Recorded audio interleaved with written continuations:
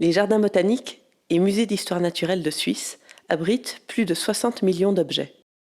Vous venez d'entendre les histoires fantastiques de 3 de ces objets. L'une d'elles était inventée. Voulez-vous savoir laquelle? Alors bonjour, bienvenue de retour au Muséum d'histoire naturelle de Neuchâtel, ici toujours dans la salle de collection des mammifères.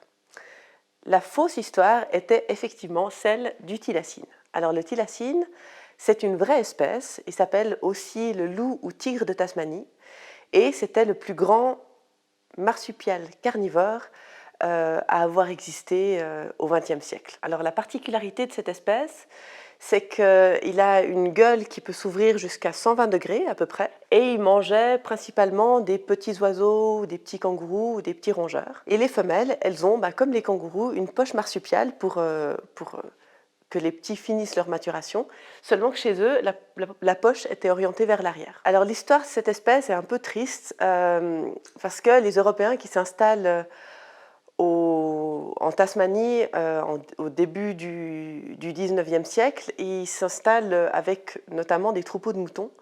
Et puis pour les protéger des prédateurs, ils se lancent dans l'éradication des grands prédateurs de l'île, notamment du thylacine. Et pour ça, ils vont même jusqu'à mettre en place des primes qui encouragent les habitants à tuer ces spécimens et à les ramener contre de l'argent. Donc à force de chasse intensive, finalement, la population baisse drastiquement. Et puis c'est en 1930 que l'État de Tasmanie annonce des règles de protection pour cette espèce-là. Donc il n'y a plus de primes. Pour la chasse, cette espèce est protégée, mais c'est trop tard. Et c'est en 1936 que le dernier spécimen connu meurt dans un zoo et que l'espèce est annoncée comme éteinte.